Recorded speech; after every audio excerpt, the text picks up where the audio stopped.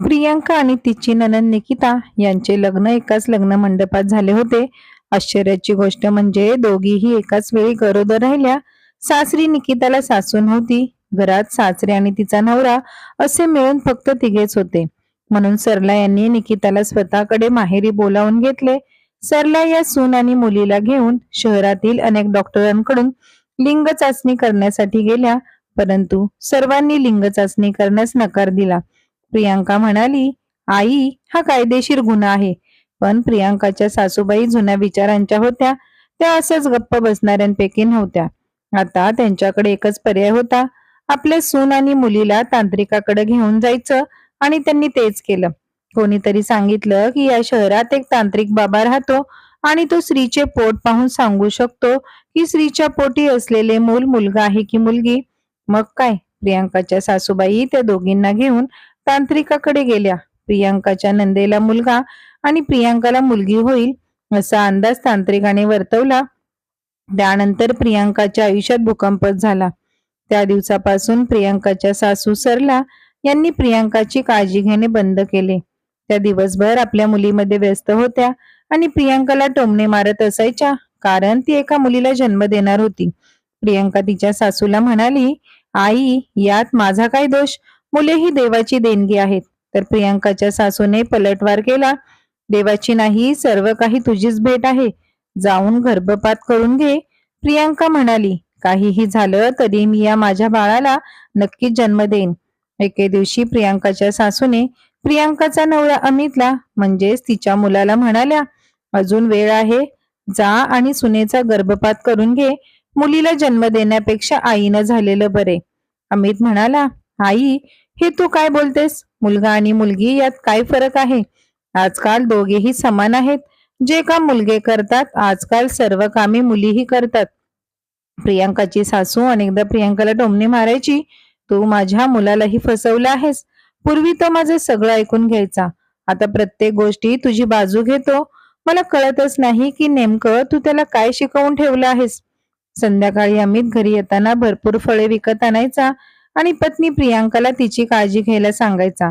पण संध्याकाळी अमित फळे घेऊन येताच अमितची आई सगळी फळे उचलून त्या आपल्या मुलीच्या खोलीत नेऊन ठेवायच्या. प्रियांकाला आपल्या नवऱ्याला सांगावं असं वाटलं की तिला काहीही खायला मिळत नाही. आई, सर्व फळे तुझ्या बहिणीच्या खोलीत नेऊन ठेवतात. पण मग प्रियांकाला वाटायचे, आपल्या नंदेचे काय? तसही तिला किती दिवस राहायचं आहे. काही दिवसांनी बाळ झाल्यावर ती निघून जाईल. पण एकदा मी माझ्या नवऱ्याला सांगून टाकलं की आयुष्यभर त्यांच्यात दुरावा निर्माण होईल. पण ती असा विचार करत नव्हती. अशा वेळी गर्भात वाढणाऱ्या बाळाला पौष्टिक आहार घेणे अत्यंत गरजेचे असते. फक्त डाळ भात भाजी चपाती खाल्ल्याने काही फायदा होत नाही. जसजसा वेळ निघून गेला, अमितलाही घरी काय चालले आहे याची कल्पना नव्हती. त्याला वाटलं की सर्व काही ठीक आहे. आई म्हणेल तो ते विकत आणायचा. पण अमितची आई आपल्या मुलीला खाऊ घालत राहिली आणि सुनेला काहीही दिलं नाही. त्या बदल्यात तिला फक्त टोमणे ऐकायला मिळाले. प्रियांकाने अनेकदा देवाला प्रार्थना केली की हे देवा, त्या तांत्रिकाचे म्हणणे खोटे ठरव. मला खरंच जर मुलगी झाली तर माझी सासू मला जगू देणार नाही. शेवटी तो दिवस आलाच. प्रियांका आणि तिची नणंद दोघींना रुग्णालयात दाखल करण्यात आले. देवाला जे मान्य असते तेच घडते. इथेही तसंच झाले. प्रियांकाच्या नंदेला मुलगा झाला आणि प्रियांकाला मुलगी झाली. मुलगी झाली हे तर ठीक होते, पण अपंग मुलगी जन्माला आली, कारण प्रियांकाने पौष्टिक आहार नीट घेतला नव्हता, ज्याचा परिणाम मुलीवर झाला. प्रियांकाला ही बाब कळताच प्रियांका खूप रडू लागली. देवा, तू मला मुलगी दिलीस, तीही अपंग दिलीस. आता माझी सासू मला जगू देणार नाही. पण अमितचे प्रियांकावर खूप प्रेम होते. अमितने प्रियांकाला धीर दिला. काही हरकत नाही प्रियांका, आपण आपल्या मुलीला खूप शिकवू, तिला इतक्या पुढे नेऊ की तिचे अपंगत्व ही एक कमजोरी आहे असं तिला कधीच वाटणार नाही. पती अमितच्या बोलण्याने प्रियांकाला खूप धीर आला आणि काही दिवसांनी प्रियांका आणि तिची नणंद हॉस्पिटलमधून घरी आल्या. आता प्रियांकाच्या सासूबाई दिवसभर आपल्या मुलीच्या मुलाची काळजी घेण्यात व्यस्त होत्या. त्यांच्या स्वतःच्या मुलाची मुलगीही याच घरात जन्माला आली आहे आणि तिचीही सेवा करावी लागेल याची त्यांना पर्वाच नव्हती. प्रियांकाने आपल्या मुलीची जमेल तशी काळजी घेतली. एके दिवशी प्रियांकाने तिचा पती अमित याला काही दिवसांसाठी तिच्या माहेरच्या घरी पाठवण्यास सांगितले. अमितलाही आता सगळं समजलं होतं, पण काय करणार, तो तर आईशी भांडूही शकत नव्हता. नाहीतर बहिणीला वाईट वाटेल, कारण तिच्या सासरच्या घरी तिला सोडून स्त्री कोणीच नव्हती. अमित पत्नी प्रियांका हिला तिच्या माहेरी घेऊन गेला. प्रियांकाने आई वडिलांच्या घरी जाऊन आईला सर्व प्रकार सांगितला. प्रियांकाची आई म्हणाली, तू एवढ्या अडचणीत असताना तू इथे आधी का नाही आलीस? मी जेव्हा तुझ्याशी फोनवर बोलायचे तेव्हा तर तू मला काहीच सांगितलं नाहीस. तू सांगायचीस की सगळं ठीक आहे. मला सांग, जर तू इथे आधी आली असती तर तुझी मुलगी निदान अपंग तर जन्माला आली नसती. चल, ती मुलगी आहे, काही फरक पडत नाही. मुलगा मुलगी ही देवाची इच्छा आहे. प्रियांका रडायला लागली आणि आईला म्हणाली, आई, मी तुला काय सांगू शकले असते. सांगायला गेले तर ते माझे सासरचे घर आहे, पण मला कधीच माझ्या सासरसारखं वाटलं नाही. खूप वेळा अमितला सर्व काही सांगावे असे वाटले होते, पण नंतर आई आणि मुलाचे भांडण होईल या विचाराने मी गप्प बसायची. प्रियांकाची आई म्हणाली, तू हे चुकीचं केलंस. प्रत्येक गोष्टीला मर्यादा असते. जेव्हा पाणी डोक्यावरून वाहू लागते तेव्हा काहीतरी उपाय काढावाच लागतो. आणि तू मुद्दाम तुझं आयुष्य खराब केलंस आणि या मुलीचंही आयुष्य. जावई आल्यावर सगळं सांगेन. नाही आई, त्याला काही सांगू नकोस. तो खूप सरळ आहे आणि मला वाटतं की त्याला सर्व काही माहीत आहे, पण तरी त्याने काय केले असते. प्रियांका 6 महिने तिच्या माहेरी राहिली आणि त्यानंतर ती तिच्या सासरच्या घरी गेली होती. पण प्रियांकाची नणंद मात्र तिथेच होती. काही दिवसांनी सरला यांची बहीण म्हणजेच अमितची मावशी मुलांना बघायला आल्या होत्या. निकिताच्या मुलाला सारखं उचलून घेत होत्या, पण प्रियांकाच्या मुलीला त्यांनी एकदाही हात लावला नाही. एके दिवशी निकिता, सरला आणि त्यांची बहीण घराबाहेर उन्हात बसल्या होत्या. आपापसात बोलत होत्या. तेव्हा सरला यांची बहीण निकिताला सांगत होत्या की एक तुझा मुलगा आहे जो हुबेहूब राजकुमारासारखा दिसतो, आणि दुसरी अमितची मुलगी आहे, तिच्याशी लग्न कोण करेल मला माहित नाही. एक तर अपंग आहे आणि वरून सावळी सुद्धा. मग निकिता म्हणाली, अगं मावशी, आई सारखीच मुलगी जन्माला येईल.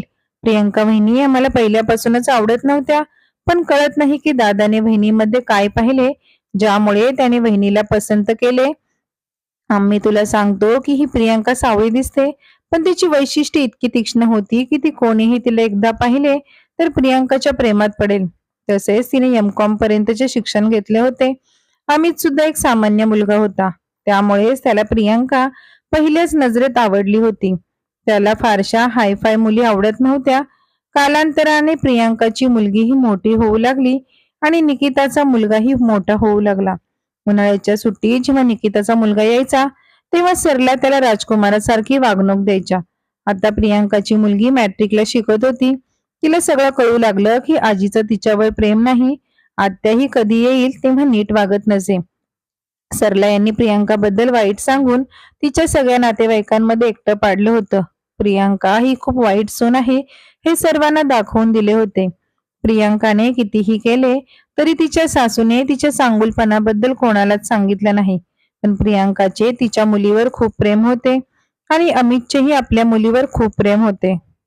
अनेक वेळा निकिताचा मुलगा रेवाची जाणून बुजून चेष्टा करत असे, कारण रेवा एका पायाने अपंग होती. त्यामुळे निकिताचा मुलगा अपंग असल्यासारखे चालून दाखवायचा आणि प्रियांकाच्या मुलीची छेड काढायचा. शेवटी हे किती दिवस सहन करायचे. रेवाच्या मनातही नकारात्मक भावना रुजल्या होत्या. तिला एकटं गुदमरल्यासारखं वाटायचं. अमितला वाटत होते की आजकाल आपली मुलगी पूर्वीसारखी आनंदी नाही, काहीतरी गडबड नक्कीच आहे. अमितने आपल्या मुलीला एकट्याने विचारले, काय झालं बाळा, पूर्वी तू खूप खुश असायची. रेवाने अमितला सर्व काही सांगितले. बाबा, माझ्यावर कोणाचंच प्रेम नाही. मला इथे राहायचे नाही. आजी देखील मला नेहमी टोमणे मारत असते, जणू मी या घरची मुलगी नाही. अमितला समजले होते की जर आपल्या मुलीचे करिअर करायचे असेल तर तिला या घरापासून आणि आईपासून दूर ठेवावे लागेल, नाहीतर आधीच अपंग असल्याने त्याच्या मुलीचे आयुष्य उद्ध्वस्त होईल. अमितने विचार केला की तो आपल्या मुलीला इतकं शिकवेल की तिचं अपंगत्व यापुढे अडथळा ठरणार नाही आणि लोक तिची प्रतिभा ओळखतील. यासाठी अमितने मुद्दामहून स्वतःची बदली दिल्लीला करून घेतली, जेणेकरून तो घर सोडून जात असल्याचे त्याच्या आईलाही कळले नाही आणि तो आपल्या मुलीसह पत्नीसह दिल्लीत राहू लागला. असे म्हणतात ना की देव माणसाचे सर्व दरवाजे बंद करत नाही.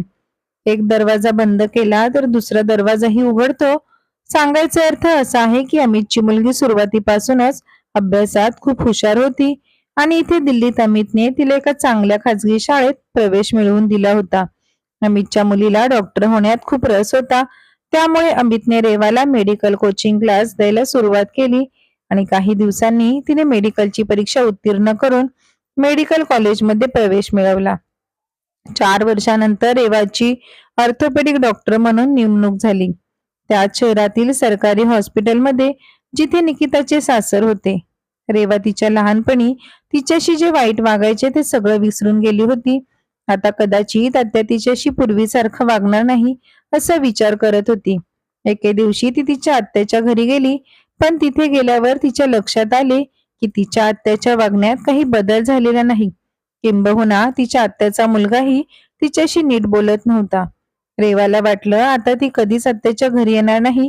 थोड्या वेळाने ती तिथून निघून गेली. ती घरी जाऊन खूप रडली आणि आईला फोन करून सर्व काही सांगितले. तिची आई म्हणाली, मुली, वाईट वाटून घेऊ नकोस. कधी कधी काही माणसांचा स्वभाव कठोर असतो.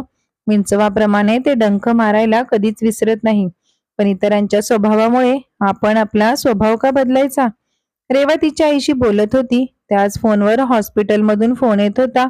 रेवा म्हणाली, आई तू फोन ठेव, हॉस्पिटलमधून इमर्जन्सी कॉल येतोय.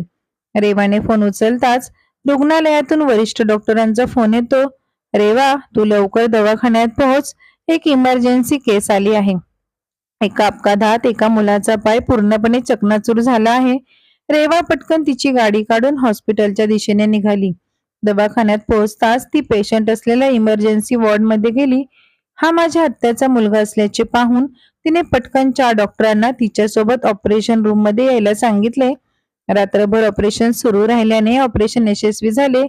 सकाळी रेवाच्या आत्याच्या मुलाला शुद्ध आली आणि जेव्हा त्याने रेवाला समोर पाहिले तेव्हा त्याला खूप लाज वाटली, जिची तो खिल्ली उडवत होता. आज तिने त्याला नवीन जीवन दिले, नाहीतर तो आयुष्यभर पुन्हा चालू शकला नसता. त्याच्या आत्याचा मुलगा लाजेने रेवाच्या डोळ्यात बघू शकला नाही की आज ज्या मुलीची तो आयुष्यभर अपंग म्हणून तिची चेष्टा करत होता, त्याच मुलीने त्याला अपंग होण्यापासून वाचवले होते. काही दिवसांनी रेवाच्या आत्याच्या मुलाला हॉस्पिटलमधून डिस्चार्ज मिळाला आणि काही दिवसांनी रक्षाबंधन येणार होते. रेवाच्या आत्याच्या मुलाने स्वतः रेवाला आपल्या घरी नेले आणि तिला राखी बांधली.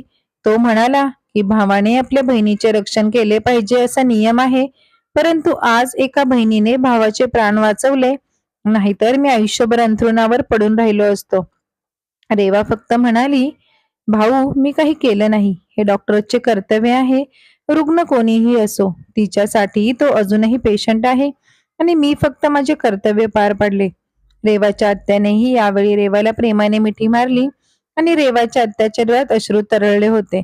जणू रेवाची आत्या रेवाची माफी मागत होती की मुली मला माफ कर, मला आयुष्यभर तू किती चुकीची वाटली होतीस. रेवा आत्याला फक्त इतकंच म्हणाली, आत्या पुढे बोलायची गरज नाही, मला फक्त सगळं समजलं आहे. फक्त समाजाला हे समजून घेणं गरजेचं आहे असं मला वाटतं. मला कळत नाही की मुलीला नेहमीच वेगळी गोष्ट का मांडली जाते. खरं तर मुलींमध्ये तेच रक्त आणि तेच सर्व काही असते जे एका मुलामध्ये असते. फक्त मुलीला प्रोत्साहन देण्याची गरज आहे. आज माझ्या आई वडिलांनी मला साथ दिली आणि माझ्या अपंगत्वाला कधीही कमजोरी बनवू दिली नाही किंवा मी अपंग असल्याची जाणीवही त्यांनी मला होऊ दिली नाही. आज रेवाला तिची आई लहानपणापासून नेहमी सांगत असलेली गोष्ट आठवत होती, लेकी तुझ्या आशेचा दिवा कधीच विझवू देऊ नकोस, कारण वेळ लागतो पण तो जळतच असतो आणि तो जळला की असा प्रकाश पसरतो की त्या प्रकाशात दुःखाचा सर्व अंधार दूर होतो. समोर फक्त प्रकाश आहे आणि सगळे आपले आहेत. आणि आशेचा दिवा पेटून सगळा अंधार दूर झाल्यासारखे रेवाला वाटू लागले. तर मित्रांनो, मुलगी आणि मुलगा यामध्ये काहीही फरक नसतो. खरं तर मुलीला परिस्थितीची जाणीव असते आणि अशा अपंग मुलीला तर आई वडिलांनी साथ दिलीच पाहिजे. ज्या प्रकारे रेवाला तिच्या आई वडिलांनी साथ दिली, जर त्यांनी सुरुवातीपासून वाईट मानून घेतले असते तर त्यांची मुलगी इतकी पुढे कधीच गेली नसती. या कथेबद्दल तुमचं काय मत आहे? ही कथा तुम्हाला कशी वाटली कमेंट करून नक्की सांगा. चॅनलला लाईक, शेअर आणि सबस्क्राईब केलं नसेल तर जरूर करा. परत भेटू अशाच नव्या कथांसोबत. धन्यवाद.